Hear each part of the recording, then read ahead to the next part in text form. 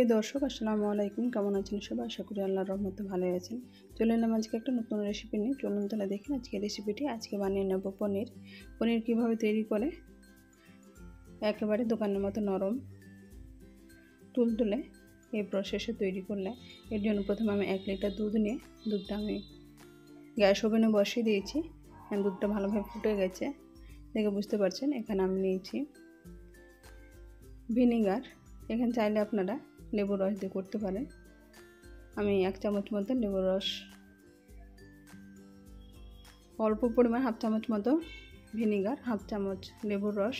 এখানে লেবুর রস দিয়ে পনিরটা তৈরি করলে, দুধটা কাটালে এখানে নরম হয়। ভিনিগারের থেকে কিন্তু লেবুতে পনিরটা ভালো হয়। তাই আমি পনিরের জন্য আমি এখানে লেবুর রসটা 1 চামচ মতো ব্যবহার করেছি, 1/2 চামচ ভিনিগার। এটা দিয়ে এখন দুধটাকে আমি ফ্লেমটা একেবারে কমিয়ে দিয়েছি। এখানে অনেকে ওভেন বন্ধ করে দেন, কিন্তু আমি ওভেন বন্ধ করিনি। এটা একেবারে কমিয়ে দিয়ে আমি দুধটা এরকমভাবে ফাটিয়ে নিলাম। দেখে বুঝতে পারছেন দুধটা বেশিক্ষণ আমি ফোটাবো না। যতক্ষণ এরকম দানাদার হয়ে গেছে ততক্ষণ আমি গ্যাস ওভেন বন্ধ করে দেবো। এরকমভাবে নেড়ে চেড়ে দেখে বুঝতে পারছেন জলটা কিন্তু একেবারে বেরিয়ে গেছে পাতলা হয়ে, আর ছানাটা বেশ ভালোভাবে তৈরি হয়ে গেছে।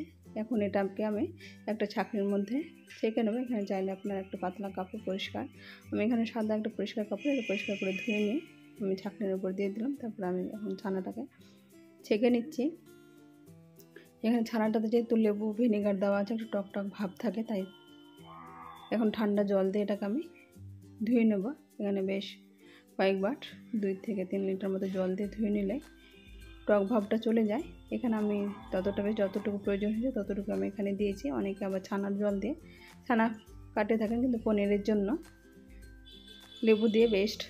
এখন এটাকে আমি ভালোভাবে জলটাকে নিংড়ে নিয়ে এরকম একটা ভারী কিছু চাপা দিয়ে দেবো। এখানে শিলনোড়া, এটা বেশি ভারী থাকে ঘরের মধ্যে, রান্নাঘরে, তা আমি এখানে শিলনোড়াটা ব্যবহার করলাম। এখানে হলুদটা উপর দিকে বাটা ছিল, তাই আমি অপর সাইডটা এরকমভাবে চাপা দিয়ে দিয়েছি। এখন এটা দেখাচ্ছি আমি মোটামুটি 3 থেকে 4 ঘন্টা পরে, মানে এটা সকালের দিকে আমি কাটিয়ে রেখেছি। বিকালবেলা এটা এখন পকোড়া তৈরি করব বলে আমি পকোড়া সাইজ করে আমি কেটে নিচ্ছি। চাইলে আপনার পনির রান্না করবেন সেই হিসেবে কেটে নেবেন। আমি এরকম পকোড়া তৈরি করব বলে আমি এরকম লম্বাটে একটু সরু সরু করে কেটে নিয়েছি। এরকমভাবে খুব সহজে তৈরি হয়ে গেছে পনির। এখন এই পনির দিয়ে আমি তৈরি করে নেব পনির পকোড়া। আর ধনেপাতা চাটনি, এরকমভাবে আপনারা একবার ধনেপাতা চাটনিটা তৈরি করবেন। মাশাআল্লাহ অনেক টেস্টফুল হয় খেতে, অনেক সুন্দর এটা। এখন এখানে নিয়েছি আমি ধনেপাতা 1 মুঠো, ভুজিয়া, লবণ নিয়েছি, এলাচ, ছোটো এলাচগুলো, লেবু কয়েক টুকরা, আদা, লঙ্কা আর রসুন, টক দই নিয়েছি। টক দইটা আমি 2 রকমভাবে ব্যবহার করছি। এখন অর্ধেকটা চাটনির জন্য ব্যবহার করছি। এখন ব্লেন্ডার জারে এটা ভালোভাবে ব্লেন্ড করে নিয়েছি। চাটনিটা একেবারে পারফেক্ট তৈরি হয়ে গেছে। এখানে যেহেতু আমি লবণ দিয়েছি, এখানে চাইলে আপনারা সবুজ ধনেপাতার যে কালার থাকে সেই কালারটা আনার জন্য চাইলে আপনারা এখানে বরফ দিয়ে দিতে পারেন।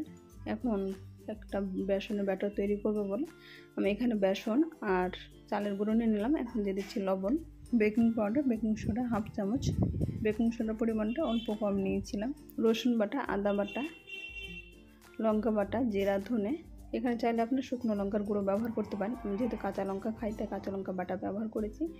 আর হলুদ গুঁড়ো, এগুলো দিয়ে এখন আমি সবগুলো শুকনো উপকরণ ভালোভাবে আমি মিশিয়ে নেব। এখানে আমি 1 কাপ বেসন দিয়েছি, 1 কাপ চায়ের কাপের মধ্যে 1 কাপ বেসন, 1 কাপ চালের গুঁড়ো। এখানে চালের গুঁড়োটা দিলে মুচমুচে ক্রিপসি একেবারে তৈরি হয়। চাইলে আপনার কর্নফ্লাওয়ার ব্যবহার করতে পারেন। আমি চালের গুঁড়ো দিয়ে এটা তৈরি করে নিচ্ছি। এখন সবগুলো শুকনো উপকরণ ভালোভাবে মিশিয়ে নেওয়া হয়ে গেছে। এখানে আমি নর্মাল জল দিয়ে অল্প অল্প করে ব্যাটারটাকে এরকমভাবে মেখে নেবো, একেবারে জলটা দেওয়া যাবে না। এখানে এখন একটুখানি লিকুইড হয়েছে। এখন এরকম অবস্থায় আমি 5 থেকে 6 মিনিট মতো বেশ জোরে এটাকে আমি মাখিয়ে নেব। এখানে যেমন আমরা পোয়া তৈরি করি সেটার জন্য কিন্তু যতক্ষণ আটা মাখতে হয়, এখানে কিন্তু পনির পকোড়ার জন্য কিন্তু সেই একই রকমভাবে এটা ফেটে নিতে হবে। এখানে ব্যাটারের কনসিস্টেন্সিটা দেখাচ্ছি আমি। এরকমভাবে আঙুলের মধ্যে নিলে কিন্তু টপ টপ করে এটা পড়ছে, আর আঙুলের মধ্যে কিন্তু একটা লেয়ার থেকে যাচ্ছে।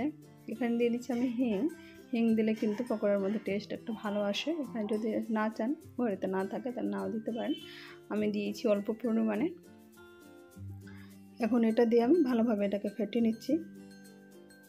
এখানে এর থেকে আর বেশি আমি পাতলা ফেটাতে কিন্তু অনেকটাই পাতলা হয়ে যায়, তাই একটু ঘন রেখেই ব্যাটারটা এরকমভাবে মেখে নিতে হবে। এরকমভাবে আমি মেখে নিয়েছি। এদিকে পনিরগুলো আমি লবণ দিয়ে আর হলুদ দিয়ে একটু মাখিয়ে নিচ্ছি। চাইলে আপনারা এখানে বিট লবণ, চাট মশলা ব্যবহার করতে পারেন।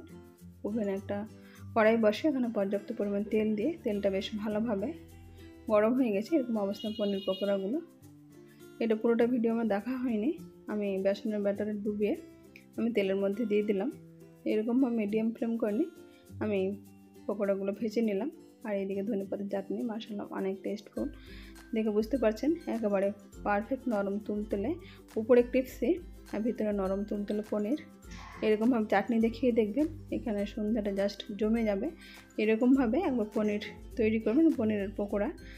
কেমন লাগলো রেসিপিটি আপনারা অবশ্যই কমেন্ট বক্সে কমেন্ট করবেন। আজ তাহলে এই পর্যন্ত, ফিরে আসছে নতুন করে রেসিপি নিয়ে। ভালো